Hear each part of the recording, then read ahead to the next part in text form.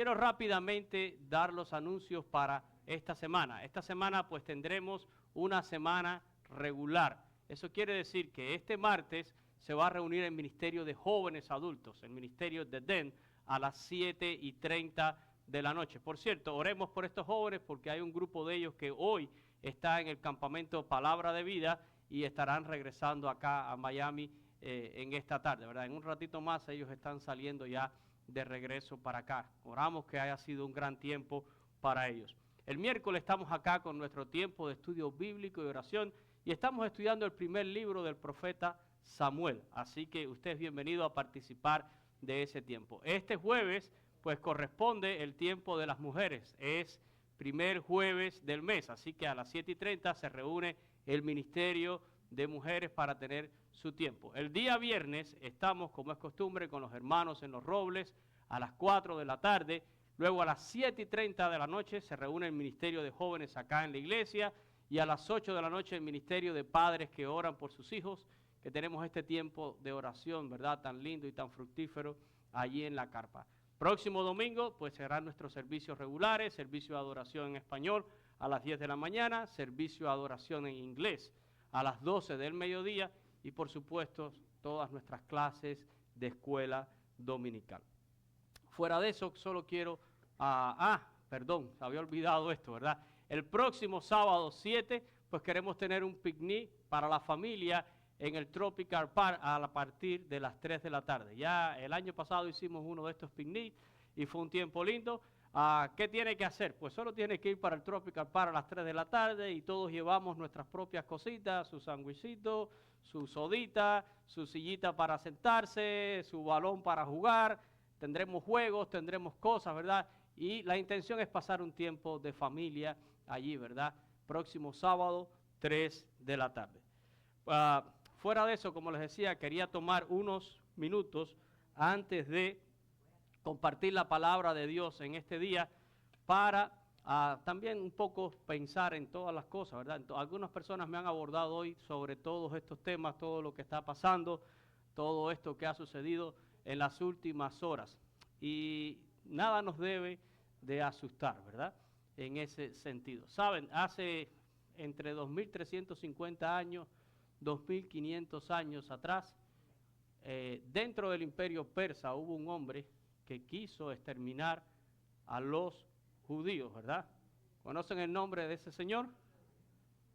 Naamán, ¿verdad? Y Naamán quería exterminar a los judíos. Él era descendiente de los amalecitas, enemigo jurado, ¿verdad?, del pueblo de Israel, y uno de los príncipes de Persia, y él persuade al rey Asuero y firma un edicto para que el día 13 del mes de Adar, pues fueran exterminados todos los judíos. Y eso fue porque dice la Biblia que a él le echaron la suerte, y supuestamente en ese juego de azar se decía que el día 13 era el mejor día para exterminar a los judíos. Pero vino un nuevo edicto que se le permitió al pueblo hebreo luchar por su vida, por su existencia, y pelearon, y la batalla duró 2 días, ¿verdad? Y vencieron, prevalecieron. Y a partir de ahí se declaró como fiesta solemne en Israel el 13 y el 14 del mes de Adar, la fiesta de Purim, que precisamente cae en nuestro calendario día 2 y 3 de marzo, o sea, mañana y pasado mañana, ¿verdad? Así que la misma historia, quizás 2300, 2500 años después, ¿verdad? Los iraníes son el pueblo persa. Y no tenemos nada en contra del pueblo de Irán, al contrario, estamos felices. Ellos están celebrando, el verdadero pueblo iraní está celebrando la caída de un régimen de 47 años que los ha explotado, y sinceramente creemos que el mundo hoy es un lugar mejor sin mucha gente que son responsables de haber tomado la vida de miles y miles de personas. Recientemente habían matado a más de 30,000 de sus propios ciudadanos reprimiendo protestas y demás, opuestos al pueblo de Dios, opuestos a Occidente, más que nada opuestos siempre a nuestro Dios. Así que de alguna manera yo creo que estas dos operaciones, el rugido del león y la furia épica, han sido grandiosas, nuestras oraciones con nuestras Fuerzas Armadas, nuestro apoyo, ¿verdad?, a todo esto. No nos alegramos en las guerras, no nos alegramos en la muerte de nadie, pero ciertamente a veces, ¿verdad?, son necesarias algunas cosas. Así que solo quería decir eso porque tenemos que mirar todos también a través del lente de la palabra de Dios. Así que cada cual, ¿verdad?, estudie la palabra y saque sus propias conclusiones. Hoy voy a continuar con la serie que he estado predicando y ya vamos en nuestro 6º sermón acerca de los atributos de Dios, ¿verdad? Hemos estudiado la eternidad de Dios, hemos hablado acerca de la inmutabilidad de Dios, hemos hablado acerca del poder eterno de Dios, hemos hablado acerca de la omnipresencia de Dios, y hoy voy a hablar con ustedes acerca de la omnisciencia de Dios. Y esto es otro de esos grandes atributos que cuando nosotros lo miramos nos quedamos anonadados, ¿verdad?, al mirar la grandeza de nuestro Dios. Y el concepto más simple que pudiera decir cualquier persona acerca de la omnisciencia de Dios es: Dios conoce todo, ¿verdad? Nosotros sabemos a veces los conceptos muy básicos. Dios conoce todo. Y es verdad, eso es la omnisciencia de Dios. Pero en la realidad esta doctrina es muy amplia y tiene muchísimas implicaciones para todos nosotros. Y al igual que otros atributos de los que hemos hablado, yo creo que la mejor manera para nosotros considerar la omnisciencia de Dios es desde la limitación humana. Usted y yo no somos omniscientes. Nosotros no lo sabemos todo. Nosotros necesitamos aprender y nunca, absolutamente nunca, será suficiente, ¿verdad? La omnisciencia de Dios es el conocimiento absoluto e infinito y perfecto que Dios tiene sobre todas las cosas. Piénselo. Conocimiento absoluto, conocimiento infinito y conocimiento perfecto sobre todas las cosas. Y es absoluto y es infinito porque sencillamente para Dios no hay límites, ¿verdad? Él conoce todo y a todos. Piénselo, conoce todo y a todos. No existe nada ni nadie que Él no conozca, desde lo más pequeño hasta lo que es más grande, desde lo que es más obvio hasta lo que es más oculto, porque el conocimiento de Dios es innato de Él, no es aprendido, no es el resultado de una investigación, no es el resultado de una experiencia, no es el resultado de un razonamiento, como sí nos sucede a nosotros. Nosotros pasamos por una experiencia y ¿qué pasa? Aprendemos. Nosotros podemos razonar y de nuestro razonamiento tenemos un conocimiento, un aprendizaje, ¿verdad? Nosotros podemos hacer una investigación y adquirimos conocimiento, pero Dios no funciona así porque Dios lo sabe absolutamente todo. Dios conoce todo. Y esto está ligado a otros atributos, como por ejemplo su eternidad. Dios conoce perfectamente el pasado, Dios conoce perfectamente el presente y Dios conoce perfectamente también el futuro. Y yo digo, nos estalla la cabeza, ¿eh? Porque de alguna manera creemos que el concepto lo podemos entender, pero realmente piensa en la inmensidad y en la grandeza de Dios en todo esto, ¿verdad?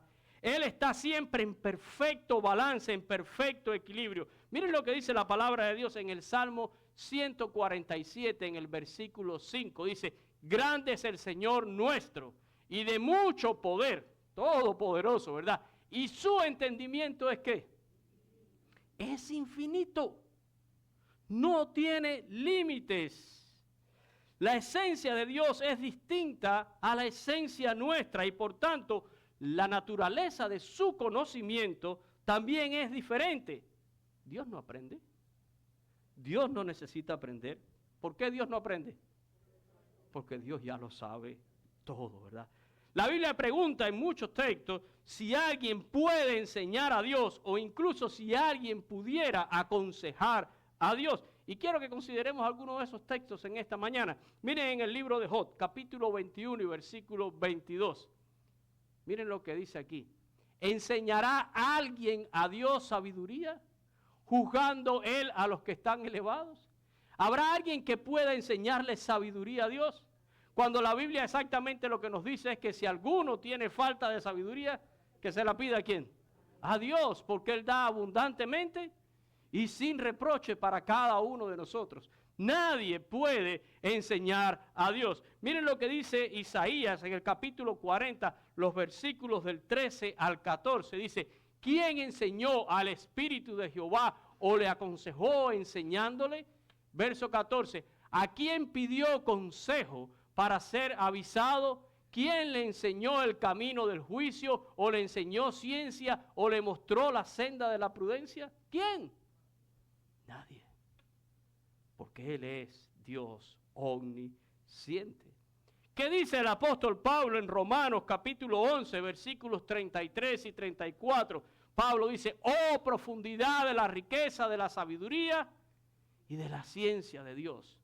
Cuán insondiables son sus juicios e inescrutables sus caminos. Porque ¿quién entendió la mente del Señor? ¿O quién fue su consejero? Y nosotros diríamos, ¿quién? Con todo y eso, cada rato hay por ahí algún loco que se atreve a decir que él ha entendido absolutamente todo de Dios. Y que Dios habla con él todos los días y habla constantemente y le revela cosas. Y vamos a tener todo este tipo de personajes siempre, ¿verdad? Pero miren lo que dice la palabra. A diferencia de Dios, nosotros adquirimos conocimiento. Y lo hacemos mediante el aprendizaje. ¿Por qué usted va a una clase de escuela dominical? Para aprender de la palabra. ¿Por qué usted está sentado aquí escuchando el sermón de un predicador? Para aprender de la palabra. ¿Por qué vamos a la escuela desde el kindergarten hasta la universidad? Pues vamos para aprender. Y la vida constante para el ser humano es un proceso de aprendizaje. Nosotros necesitamos aprender, ¿verdad? Pero Dios no tiene necesidad de eso. No lo tiene, ¿verdad? Miren, la suma de nuestro conocimiento como humanos es superior incluso a la porción de conocimiento que usamos en un momento dado. Porque la mayoría de nuestro conocimiento, ¿dónde está guardado? Bueno, dicen los científicos que en el subconsciente. Que hay un subconsciente. Usted ha ido adquiriendo información, usted ha ido adquiriendo conocimiento a lo largo de la vida. Y en un momento, en una circunstancia, en una realidad, usted necesita algo de ese conocimiento y su cerebro es una máquina tremenda, porque lo ha creado Dios. Su conocimiento, su cerebro actúa y de ese conocimiento que usted tiene, algo sube y usted, espérate, yo sé de esto, yo leí, yo sé, ¿verdad? Tenemos más conocimiento que el que realmente usamos a veces en un momento, en una realidad, y todo lo demás está en nuestro subconsciente. Pero no es así para Dios, ¿verdad? Dios es distinto. Su conocimiento siempre está delante de Él. Él no tiene necesidad de traer conocimiento a la memoria. Él sabe todo y siempre está en control de todo lo que sabe. Piense esto, Él sabe todo y siempre está en control de todo lo que Él sabe. Dios no necesita recabar información del subconsciente porque Dios siempre está consciente y siempre está presente. Su sapiencia es perfecta, su conocimiento y su modo de pensar trasciende completamente a los del ser humano. Así de grande es nuestra diferencia con Él, ¿verdad? Hay un teólogo, Kenneth Cayley, y él dice lo siguiente, dice, como Dios es omnisciente, lo sabemos todo, como Dios es omnisciente, lo sabe todo de manera innata, dice él. Es decir, que no sigue los mismos procesos mentales que realizamos los seres finitos para descifrar o explicar las cosas. Dios nunca aprende, a Dios nunca se le ocurre nada, ya conoce todas las verdades. El hecho de que sea omnisciente no solo significa que sus conocimientos son infinitamente superiores a los nuestros, sino que son de otro tipo y de otra índole. Dios conoce cosas que nosotros no sabemos.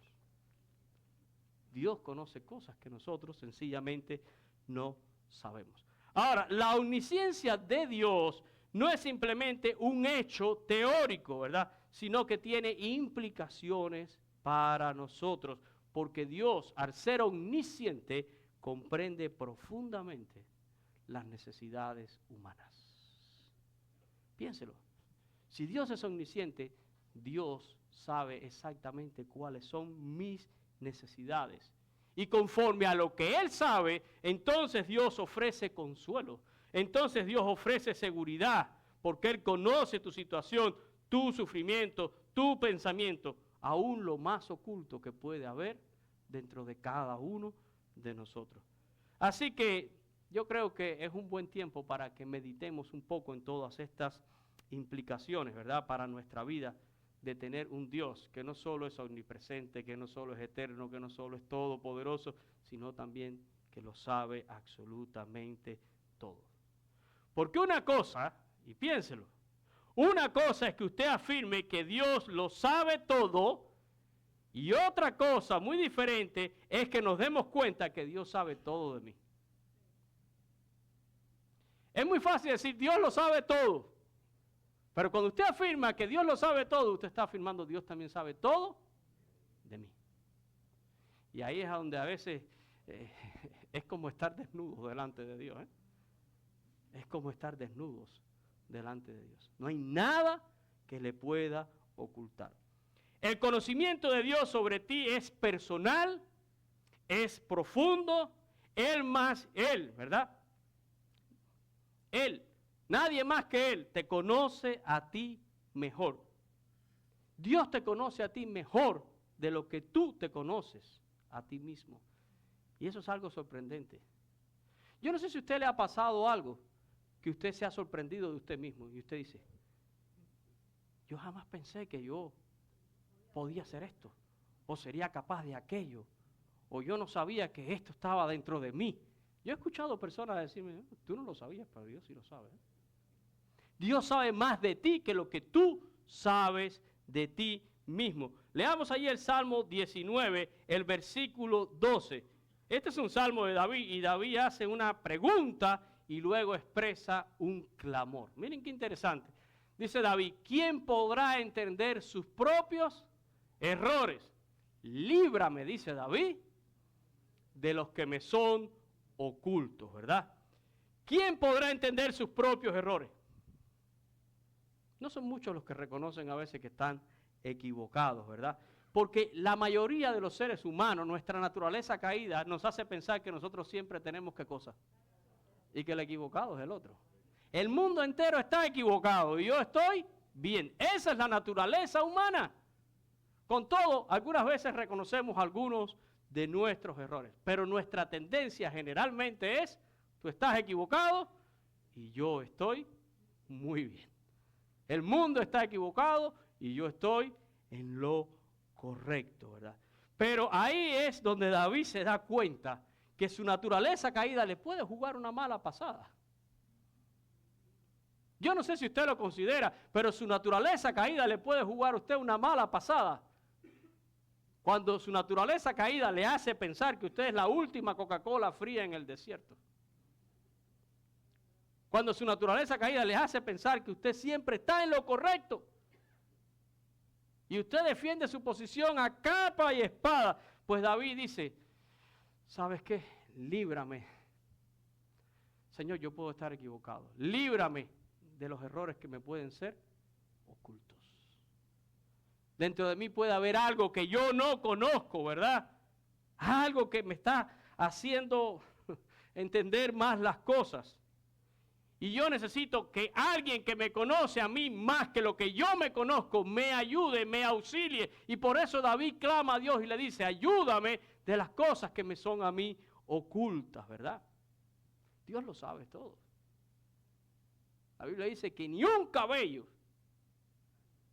de nuestra cabeza cae sin que Dios lo sepa. Y los calvos nos piensen que están exonerados. Sí, porque nadie nace calvo, ¿eh? Ni un cabello. Piensen eso, hermanos. De verdad. Eso es algo que nosotros a veces lo decimos, pero no lo meditamos. Voy a decir algo, mi amor, no te pongas brava. Pero generalmente, no, esto le pasa, los hombres me van a apoyar. Todos los hombres me van a apoyar. Generalmente las mujeres hoy en día yo creo que se dan tantos tintes, tantos blower y tantas cosas, que se les cae bastante el pelo. Sí, y cada rato uno llega al baño en la casa y ve en el piso que hay bastantes cabellos. Y yo digo, wow, ¿cuántos? Y yo me pongo a mirar eso y digo, Dios, qué grande eres tú. Porque tú sabes cuántos cabellos hay aquí y todavía cuántos le quedan a mi esposa en la cabeza. Qué grande eres tú.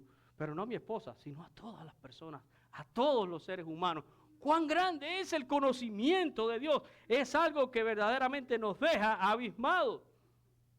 Pero hay un tema todavía mucho más delicado en cuanto al conocimiento de Dios. Y es el tema de la salvación, hermanos. El tema del conocimiento de Dios está directamente ligado a la salvación. Y quiero que leamos un texto muy conocido, Romanos capítulo 8, el versículo 28 al 30. Miren lo que dice la palabra. Y sabemos que a los que aman a Dios, todas las cosas les ayudan a bien. Esto es, a los que conforme a su propósito son llamados. Porque a los que antes conoció, también los predestinó para que fuesen hechos conforme a la imagen de su Hijo, para que Él sea el primogénito entre muchos hermanos. Y a los que predestinó, a estos también llamó, y a los que llamó, a estos también justificó, y a los que justificó, a estos también glorificó. Y miren, yo siempre digo de este pasaje que me parece magistral, porque aquí el apóstol Pablo describe el plan de salvación en 5 pasos secuenciales. Hay una secuencia, incluso yo diría, se pudiera decir hasta cronológicamente, ¿verdad? 5 pasos secuenciales. Pablo dice, Dios conoce, Dios predestina, Dios llama, Dios justifica y Dios glorifica. Y esto va desde una eternidad pasada hasta una eternidad futura. Y yo no pretendo aquí en este momento, ¿verdad?, dar una disertación del tema de la salvación y mucho menos meterme en un tema tan polémico como es la predestinación, de lo cual no carezco de opinión, pero no es el tema de este sermón. Yo solo quiero llamar la atención de ustedes a una cosa en este momento, que todo comienza con ¿qué? Todo comienza con ¿qué? En el versículo 29. ¿Todo comienza con qué? Todo comienza con el conocimiento de Dios. El conocimiento previo de Dios. Y dice, y a los que antes conoció, los predestinó. Yo digo, esto siempre es polémico. Es polémico para nosotros los hombres, para Dios no hay polémica. Para Dios no existe polémica, en Dios no hay contradicción. Pero hay algo que la palabra de Dios dice con claridad. A nosotros nos puede parecer muy polémico y difícil de explicar el asunto de la predestinación, pero algo que sí me enseña la palabra es que de alguna manera esa predestinación está ligada ¿a qué? Al conocimiento previo de Dios. Y el mismo apóstol Pablo habla de esto un poquito más en su carta a los Corintios. Y quiero leer con ustedes ahora en 1 Corintios capítulo 13 y versículo 12. Ese texto que se lee tanto los 14 de febrero, permanece la fe, la esperanza, el amor. Hay un momento, y Pablo está hablando de dones espirituales y de algunas cosas, pero hay un momento en que en ese contexto Pablo dice una gran verdad que debemos abrazarlas todos nosotros. Pablo dice, ahora vemos por espejo, oscuramente. Piensen en el espejo que había en la época del apóstol Pablo.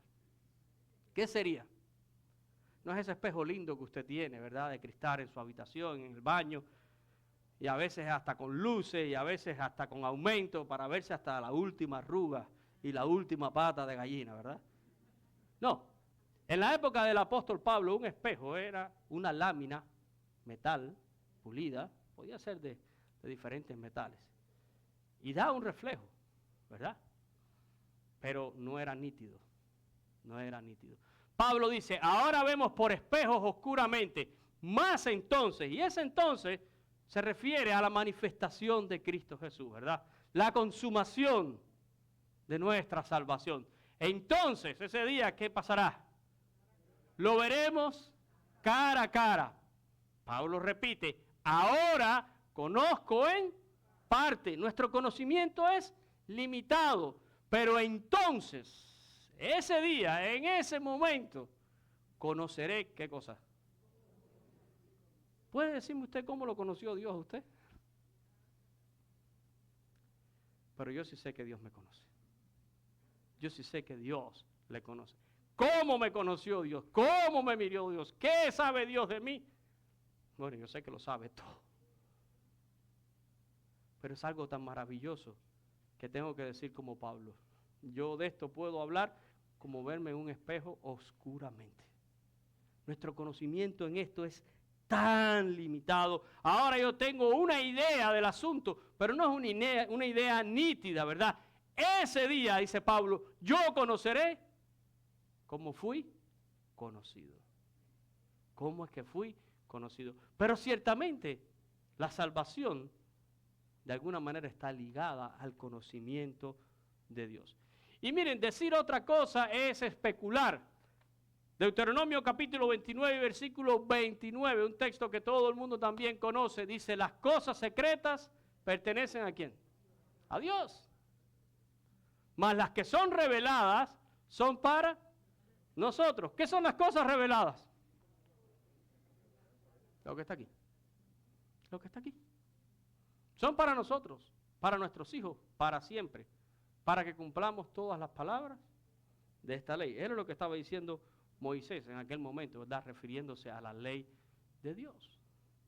Pero entendamos el principio, las cosas secretas le pertenecen solo ¿a quién? Todo aquel que quiere conocer de Dios debería de tener un respeto sano por esto.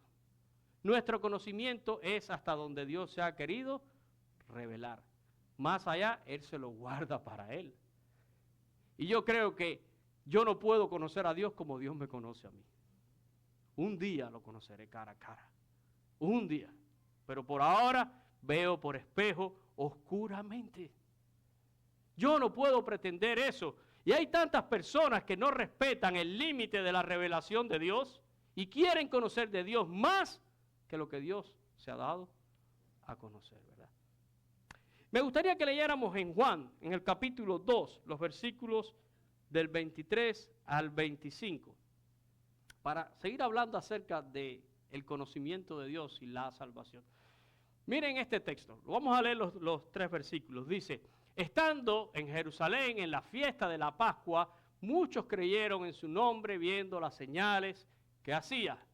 Pero Jesús mismo no se fiaba de ellos porque conocía a todos. Y no tenía necesidad que nadie le diese testimonio del hombre, pues él sabía lo que había en el hombre, ¿verdad? ¡Wow! ¡Qué interesante! ¡Qué interesante texto!, ¿verdad? Y vamos a ver el contexto, porque el contexto nos dice que Jesús está ¿dónde? En Jerusalén, que está en la fiesta de la Pascua. Así que eso me garantiza que el 99% de la 99 punto tanto por ciento de la audiencia que tiene Jesús en aquellos días son ¿qué cosa? Son judíos que han subido a Jerusalén para celebrar la fiesta, ¿verdad? Y sabemos que eran miles y miles que subían a Jerusalén. Y luego en el versículo 23 se nos dice que muchos de esos judíos creyeron en su nombre. ¿Qué quiere decir Juan con esto? Que creyeron, ¿verdad?, que Jesús es el Hijo de Dios, el enviado, el Mesías prometido a Israel. Ahora, ¿qué pasa? La pregunta aquí, ¿cuál es? ¿Por qué creyeron en su nombre? ¿Por qué creyeron? Y miren lo que dice el versículo 23, que creyeron en su nombre, ¿por qué? Viendo las señales que él hacía, ¿verdad? Y yo creo que aquí hay muchos Tomás. Los había allí y los sigue habiendo a lo largo de toda la historia y en todos los lugares, ¿verdad? Tomás, que fue el que dijo, yo no creo si no meto mi dedito aquí, ¿verdad? Si no veo el costado traspasado, y sabemos la historia, ¿verdad? Que Jesús se le apareció y dijo, ven para acá, Tomasito. Pon tu dedo aquí, ¿verdad? Toca aquí. Ah, Señor mío y Dios mío. ¿Y cuáles fueron las palabras de Jesús? Porque me vistes, creíste. Bienaventurados son, dichosos son los que no me ven y creen. Porque se trata de fe en Cristo Jesús. El texto nos dice que esta gente creyeron, y yo no voy a hacer leña del árbol caído, porque es la historia no de aquellos judíos en Jerusalén en aquel momento, es la historia de millones y millones y millones de personas en cualquier lugar del mundo, porque es la historia de la relación del hombre con Dios. Muchos, cuando ven algo, dicen que creen, ¿verdad? Pero el verso 24 y 25 son extremadamente reveladores. Y nos dicen que Jesús, ¿qué pasaba? No se fiaba de ellos. No confiaba en ellos. Y no confiaba en ellos, ¿por qué? Porque dice que conocía a todos. Porque los conocía a todos. Y dice en el verso 24, en el 25, que no tenía necesidad que nadie le diese testimonio de hombre. No era que Jesús necesitaba que le dijeran, oye, no, pero mira, Ernesto sí se convirtió, este muchacho es tremendo, ¿verdad? No, y Coco, y el otro. Jesús no necesita que nadie venga a decirle absolutamente nada de ningún ser humano. Él es Dios, todo lo sabe, todo lo conoce. No necesita que le den testimonio del hombre. Él sabe todo lo que hay en el hombre. Y hermanos, en materia de salvación, muchos han alzado su mano. Muchos han repetido la oración del pecador. Muchos han pasado al frente. Pero créanme que Dios conoce tu decisión. Dios conoce lo que hay en tu corazón. La profundidad de esa decisión. A Dios no le impresiona que tú levantes la mano. A Dios no le impresiona que tú digas, sí, yo me arrepiento. A Dios no le impresiona que tú pases al frente. Dios está mirando dentro de ti. Y no tiene necesidad de que nadie le dé testimonio de hombre alguno. Él es Dios. Y este pasaje nos habla de la salvación y el conocimiento previo de Dios. Es difícil de explicar humanamente. No me atrevo a explicarlo. Pero la Biblia me deja saber que ese conocimiento está ligado a la salvación, de alguna manera. Pero sigo hablando de implicaciones, porque no solo no podemos engañar a Dios en materia de salvación, en realidad nosotros no podemos engañar a Dios absolutamente en nada. Usted puede engañar a los seres humanos. Usted puede venir y hacerme una historia, pastor, tengo que hablar con usted. Dígame, hermano o hermana. No, pastor, me pueden engañar, me pueden ver la cara de tonto. A mí me la pueden ver, ¿eh? Ojo, no quiere decir que siempre me la vean. Pero a Dios no lo puedes engañar. A Dios no lo puedes engañar. Aún en nuestra vida de cristianos, aún en nuestro caminar con Dios, Dios lo sabe todo y no podemos ocultarle nunca nada. Así como no nos podemos ocultar de su presencia, y como dice David también en este salmo, ¿verdad? Y si volvemos allí a nuestra lectura devocional, usted lo va a ver. Miren lo que dice allí la palabra. Oh Jehová, tú me has examinado y conocido. Dios te conoce. Y dice David allí, ¿verdad? Y personalícelo, ¿verdad? Señor, tú has conocido mi sentarme y mi levantarme, ¿verdad?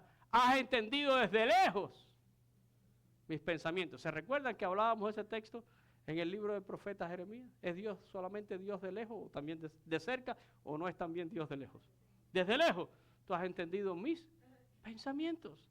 Has escudriñado mi andar, mi reposo. O sea, no importa lo que yo esté haciendo, si estoy despierto o estoy dormido, ¿verdad? Y todos mis caminos te son, todo lo que usted ha hecho, todo lo que usted hace, incluso todo lo que usted hará, que ni usted todavía lo sabe, ya Dios lo sabe. Tan grande es la omnisciencia de Dios, ¿verdad? Y dice en el verso 4, pues aún no está la palabra en mi lengua, y he aquí, oh Dios, ya tú lo sabes, ya tú lo sabes. Wow. No sé ni qué voy a decir en los próximos 2 minutos, tengo aquí algo escrito, ¿verdad? Pero lo que yo voy a decir, que a veces ni se ajusta a todo lo que yo escribo, ya Dios lo sabe. Pero no yo, lo que usted está hablando, lo que usted va a hablar, ya Dios lo sabe. No está la palabra en mi boca y ya tú lo sabes. Lo conoces todo en detalle sobre mí. Así que sencillamente, hermanos, no nos podemos ocultar de Dios, ni físicamente ni internamente, ¿verdad? Y si usted vive persuadido de que Dios lo sabe todo, aún lo más profundo de su ser, entonces hay algo que se hace lógico para nosotros como cristianos, y es hablar con Dios acerca de cualquier situación de mi vida. ¿Sabe? Yo a veces he tenido la oportunidad de hablar con algunas personas, obviamente en confidencialidad, en consejería, ¿verdad? Y yo he tenido personas que me han dicho, es que esto yo nunca se lo he dicho a nadie. Y yo puedo entender, porque es algo quizás de lo que la persona se avergüenza. Lo puedo entender. El pecado nos causa vergüenza. Pero generalmente le hago esta pregunta cuando me dicen eso. ¿Pero ya has hablado con Dios de eso? No, pastor. Me da pena. ¿Y tú crees que Dios no lo sabe? ¿Acaso tú crees que cuando tú hables con Dios acerca de esto es que Dios se va a desayunar con la noticia? Dios lo sabe. Cuando cometiste el acto, Él estaba ahí. Él sabe. Él sabe todo. Por eso digo que si yo vivo persuadido de la omnipresencia de Dios, si yo vivo persuadido de la omnisciencia de Dios, no hay nada mejor que yo pueda hacer que hablar con Dios acerca de eso que no he hablado con nadie. Piénselo.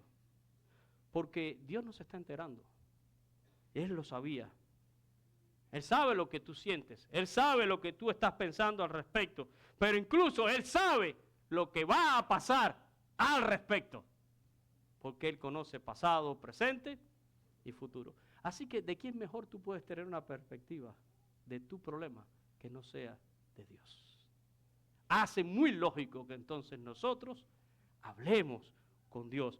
La omnisciencia de Dios, su omnipresencia, su omnipotencia lo hace lógico y necesito vivir en completa transparencia con Él, porque al final, a sus ojos yo estoy desnudo, completamente desnudo, ¿verdad? Yo debo de aprender a darle tratamiento a las situaciones de mi vida a la luz de un Dios que es omnisciente, omnipresente, omnipotente. Es tonto callar, pensar que Dios no sabe, pensar que Dios no ha visto y pensar que Dios no puede. Es tonto. Es tonto. Y mi hermano, al considerar los atributos de Dios, que al final toda esta serie está enfocada en que usted conozca mejor a su Dios, al Dios de su salvación, ¿verdad? Al final lo que yo quiero decir es que nosotros no podemos hacer menos que quedarnos abismados ante la grandeza de Dios. Déjenme decirle que cuando preparo todos estos sermones que me sirven en primer lugar a mí y que le pido a Dios que le sirva también a todos ustedes, yo quedo maravillado ante la inmensidad de Dios. ¡Qué gran Dios yo tengo! ¡Qué gran Dios nosotros tenemos! Es formidable. Él me conoce. Él sabe todo. Pero además hay algo que quiero que nunca olvides. Sobre todos tus errores y sobre todas tus cosas, Dios te ama. Dios te ama y Dios, como lo sabe todo, está dispuesto a mostrar su gracia y su misericordia sobre tu vida. Él lo sabe. Y Él, de alguna manera, quiere ayudarte en eso. Pero tienes que romper esa barrera. Y tienes que hablar con Dios. Ese es el Dios de tu salvación. Qué gran Dios tenemos. Vamos a orar en esta mañana. Padre, te damos tantas gracias por tus atributos y el poder hablar de ellos, el poder conocer cada día más de ellos, porque conociendo de ellos te estamos conociendo mucho mejor a ti. Eres Dios eterno, eres Dios que no cambia, eres Dios todopoderoso, eres Dios omnipresente, pero también eres Dios omnisciente. Todo lo sabes, todas las cosas. No hay nada que te sea oculto, ni lo grande, ni lo pequeño, ni lo obvio, ni lo escondido, ni lo alto, ni lo profundo. Nada escapa de tu conocimiento, Señor. Y cuando yo vivo persuadido de esto, Señor, mi relación contigo por fuerza tiene que cambiar. Aún mi salvación, Señor, está ligada a esto. Porque tu palabra me asegura que desde la eternidad tú me conociste y es algo que yo no puedo explicar, Señor. Y como dice Pablo, algún día conoceré cómo fui conocido. Y que no lo puedes explicar ahora no implica que tú no me conoces, Señor, a la saciedad, al detalle. Por eso, Señor, me va a hacer bien poder hablar contigo. Quizás las cosas que yo no me he atrevido a decírselo a otro humano. Quizás esas cosas que nadie sabe acerca de mí. Tú sí las sabes. Y puedo hablar contigo. Y puedo tener una perspectiva tuya sobre eso que está en mi vida. Eso que he callado, eso que guardo en secreto. Es secreto a los hombres, pero no es secreto a ti, Señor. Qué gran Dios tenemos. Y Señor, sabemos por tu palabra que cuando le damos tratamiento a todas esas cosas en nuestras vidas contigo, podemos esperar tu gracia y tu misericordia a nuestro favor. Cuando hay arrepentimiento en el corazón, Señor, porque esa es tu naturaleza. Tú también eres bondad, tú también eres amor, pero también eres ira, Señor, y eres fuego consumidor. Ayúdanos a entenderte, ayúdanos a conocerte cada día más, sabiendo que tenemos límites, que nunca te conoceremos a ti como tú nos conoces a nosotros. Pero Señor, que podamos hablar, que podamos entendernos contigo, porque no hay nada que te sea oculto. Ayúdanos, Señor, en esta mañana. Bendícenos y bendice esta palabra en nuestras vidas. Quedamos maravillados delante del Dios que tenemos. Todopoderoso, eterno, no cambia, siempre presente, todo lo sabe, todo lo puede. Ayúdanos, ayúdanos en nuestra humana limitación, Señor. Te necesitamos. Oramos en el nombre de Cristo Jesús. Amén y amén. Dios les bendiga, iglesia. Podemos pasar ahora pues a saludarnos, a tener un tiempo para confraternizar, un pancito, un cafecito.